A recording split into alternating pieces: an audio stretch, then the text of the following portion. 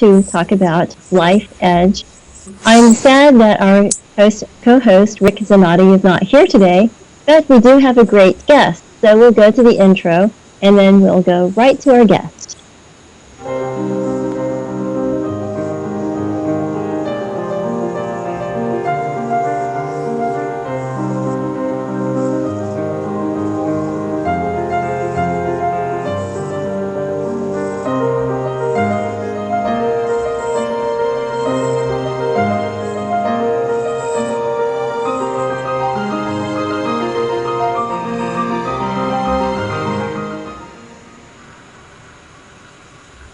We have a really interesting guest today. We have Ron Hart, who is going to talk to us today about leadership in the context of scouting and his personal experiences in Boy Scouts of America. He's a Scoutmaster, and he's going to share with us some of his experiences. So, Ron, welcome. Well, hi, Susan. Thanks for inviting me to be on your broadcast today. It's great to have you, and I'd like to start with a question, which is probably the most basic. How did you get involved in scouting? Well, I think most adults get involved scouting as kids. I certainly was a scout. I joined a Boy Scout troop when I was 14 years old, many years ago in Pennsylvania. My first camp out, I managed to cut my leg with an axe, and I was hooked. So I've been involved with scouting ever since. So you like the danger of camping, I suppose, the unknown, the great unknown. So were you in Cub Scouts to start with, or did you start right in at Boy Scout? Well, I was a Cub Scout, but that's kind of a different thing. I don't really count that. It's more like after-school activity. And the moms run the Scouts, the Cub Scouts, and properly done, the boys themselves run a Boy Scout troop, and that's kind of why we're here to talk about leadership. Oh, that's a good point, because I know that my mother was a den mother, and I think it was really a good experience for her, because she really was involved and very hands-on. They had a lot of crafts and things that they worked on. They did a lot of fundraising and just basic activities. But in terms of seeing my brother go from Cub Scouts to a scout, it was really interesting because I saw the focus became merit badges and achieving things, different ranks, etc. I don't really remember what those were at this point. Maybe you could talk about them a bit. Yeah, okay.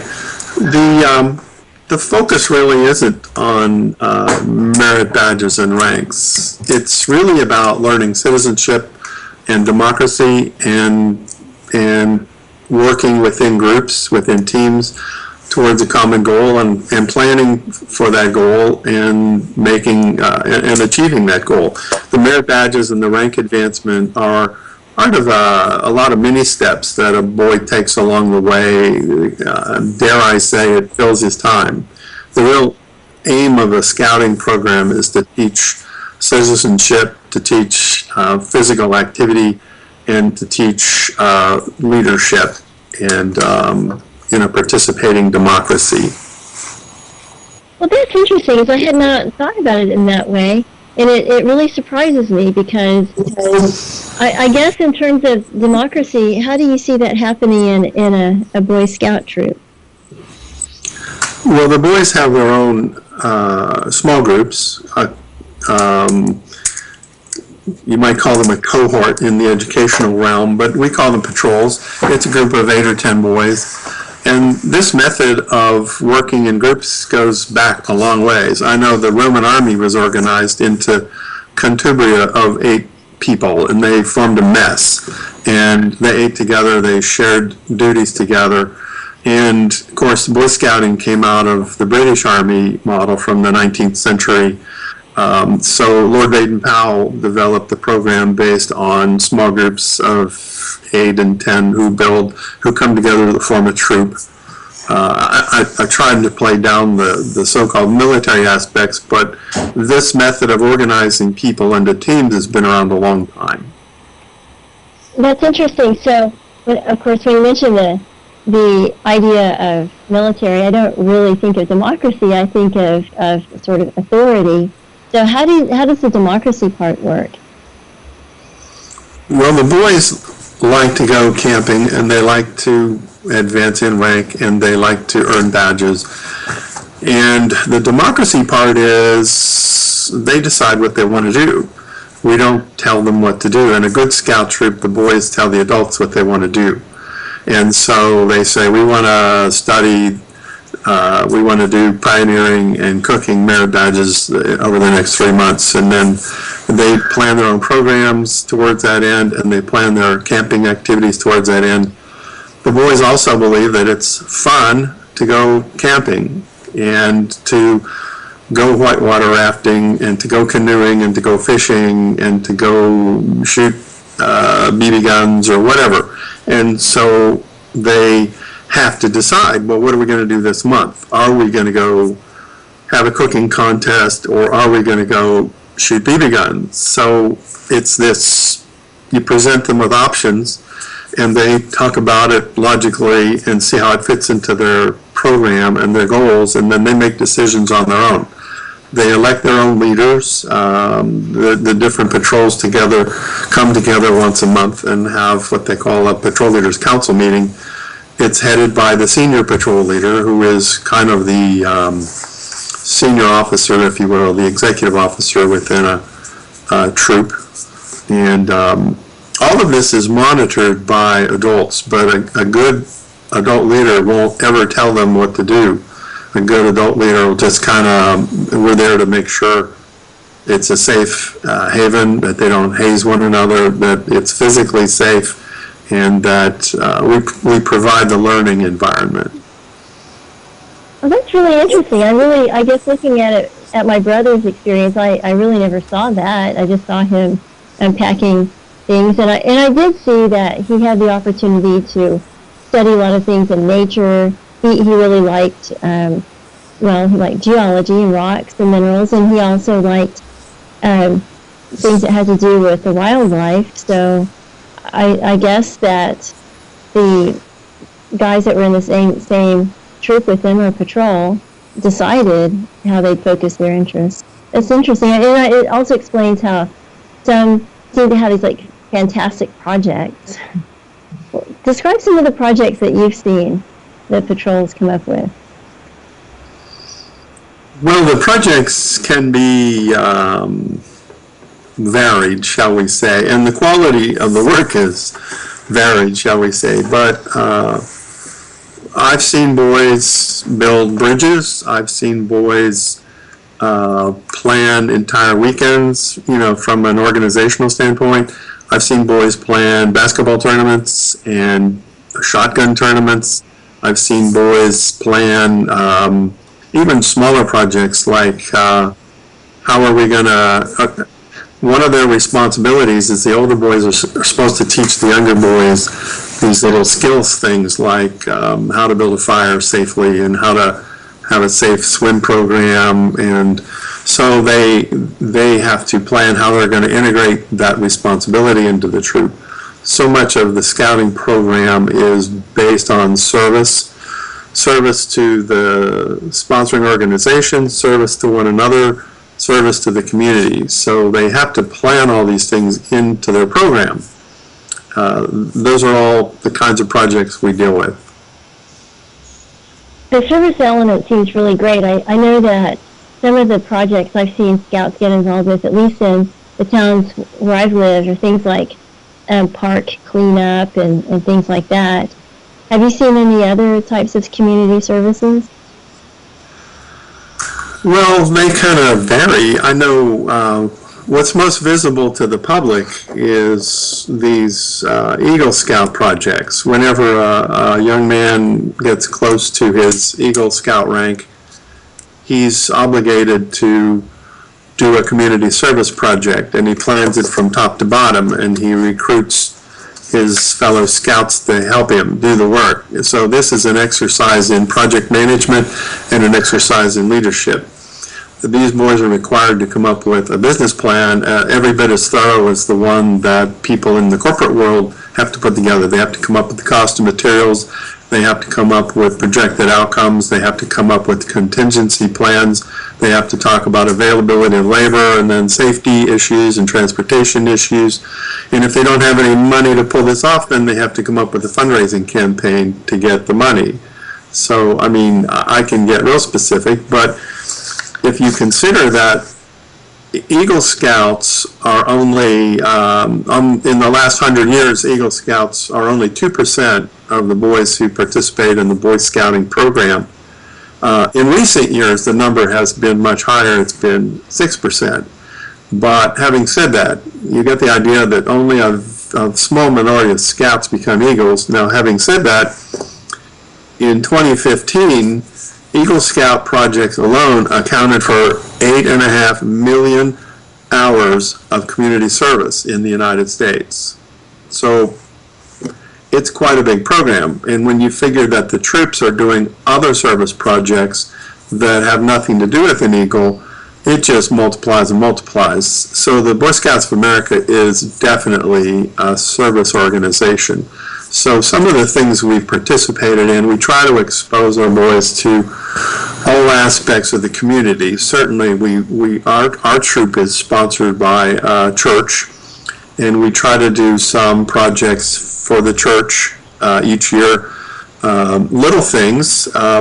Sometimes we have some of our scouts will appear in force on a Sunday morning and greet people at the door, and even usher, show people to their seats and maybe take up an offering. Other times we go to a church or a social hall or a social organization, and we might weed their flower bed. We go out to, there's a community organization here in Tulsa called Catholic Charities. They provide all sorts of community services for a number of people. So we go out there and basically do their landscaping for them. These kinds of things take many, many hours of planning and execution. So you can get dirty doing it, or you can, one time we were invited to, there was the local center for the people with physical handicaps, and I know that's not the right word to use, but these people have an annual banquet, and because they have problems that keep them from, well, let's say it's hard for them to go through the line on crutches and hold a tray, so we hosted their annual dinner for them, their annual banquet. Our scouts came to their dinner and acted as waiters. We went and we took their food orders. We went to the buffet line. We got the food and brought it back to them. We filled their water glasses, their tea glasses. So it was a lot of fun for the boys, and certainly it let them see some people in their community who are not as fortunate as they are, and at the same time they provided this valuable, loving service that kind of was appreciated by the organization. Oh, that's great. And I think that brings me to a thought too, that it really is about hands-on interaction, and the theory is one thing, but the actual getting involved and trying to think of a way that's productive to help is really great, especially when it has to do with, say, some of the United Way agencies, and I'm thinking of Goodwill Industries, where they provide employment for people who have sometimes fairly severe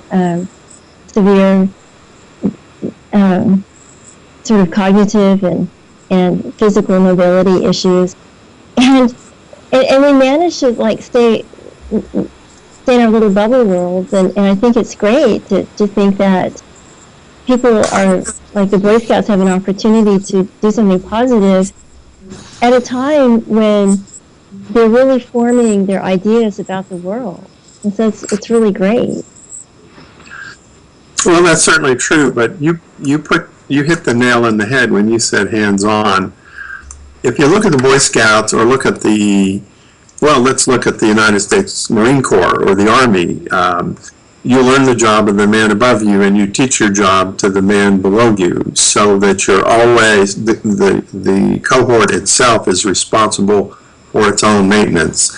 And it is seen as a virtue to advance and to learn. So one has to ask himself, what hasn't corporate America ever figured this out?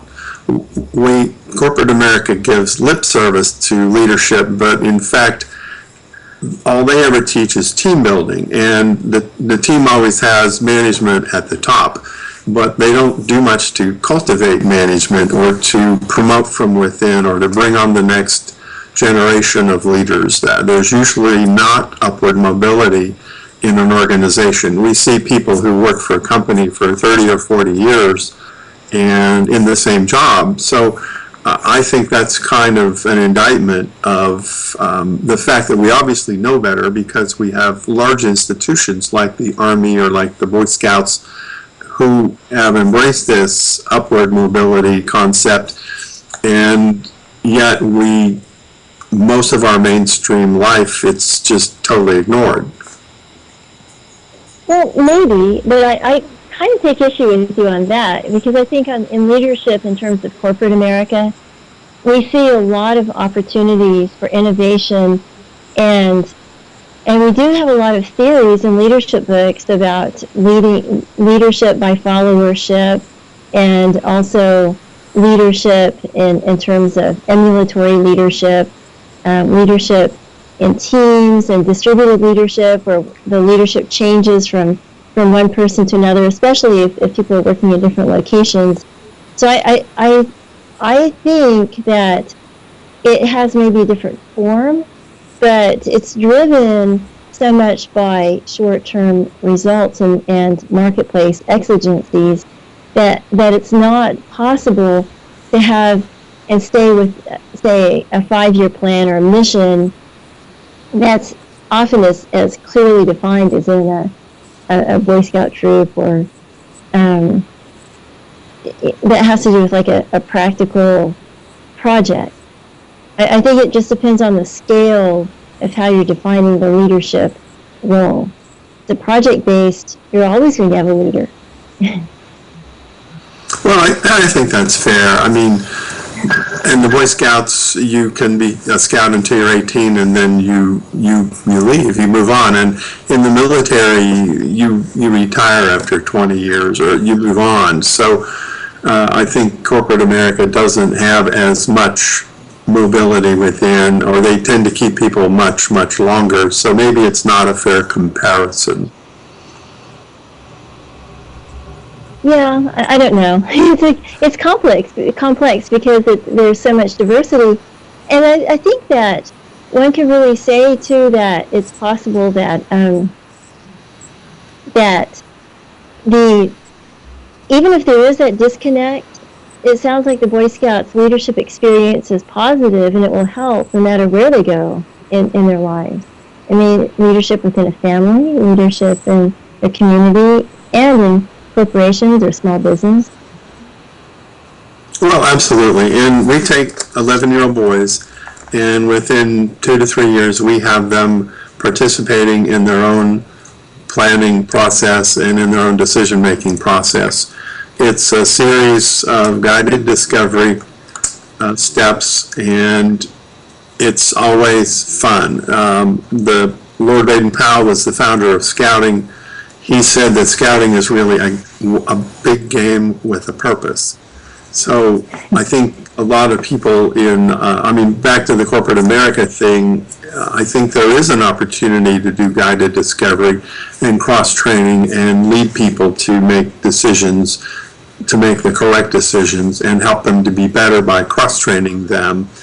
But we sometimes forget to make it fun. There's a lot of fuddy-duddies in corporate America. So that would be my challenge to the people watching this broadcast tonight, is really when you go to work tomorrow, think about what you're doing, and if it's not fun, you're probably not doing it right, is my suggestion. I mean, 13-year-olds know a whole lot more about this kind of thing than you do. I like that. And the other thing, too, I mean, okay, you've already answered the question, but I would like to ask the question because it's our name of our show, it's Life Edge. What is it, Ron, that you think has given you an edge in living life? I I always try to have fun. I try to be a happy person, and I try to hang out with happy people. I think maybe that's what I like about Boy Scouts is I see these kids who are ripped with anxiety, but within the space of a few weeks, they're having fun and they learn how to watch people senior to them and learn from it. And I think that's one of the secrets to life itself. I visited some people Sunday afternoon. I was on a committee at my church, and we had to go off and visit some folks in a nursing home. And I visited three very unique people, the youngest of whom was 93 years old. The middle lady was 95, and she said the secret of life is to have young friends, because if you have old friends, they just get all fuddy all the time and stiff. The third lady I visited with was 103 years old, and she would not sit still. She was up, she was down, she was up, she was down. She said, "Hey, do you want me to play you a song on the piano?" We said, "Sure." It didn't matter that we said sure. She was already halfway to the piano. It was amazing to watch this woman at her age, and she really belted out a tune. By the way, it was very loud because she was hard of hearing, but she was having fun. And I think that's what you got to do. We get into conflicts or perceived conflicts with our next door neighbor, with the person down the hall at the office, or with a member of our own family. And really, I mean, come on. We have to deal with issues when they arise. I'm not saying ignore people, but I think life should be fun. I mean, this is the only one we got, and there's a definite end of the road. So why waste your time being in a bad mood? That's a really good point. I love that. Well, thank you, Ron. This was a great interview, and really appreciate everything you've said. Your last comments really were inspiring, and I personally learned a lot about the Boy Scouts and about scouting, and things I really had no idea were a part of it. So I want to thank you. Well, thank you, Susan. Well, to our audience, thank you for joining us, and thank you, Ron Hart, for being such a fabulous guest. And we'll be back next week with our co-host, Rick Zanotti, and really look forward to it. Thank you. Bye-bye. Bye.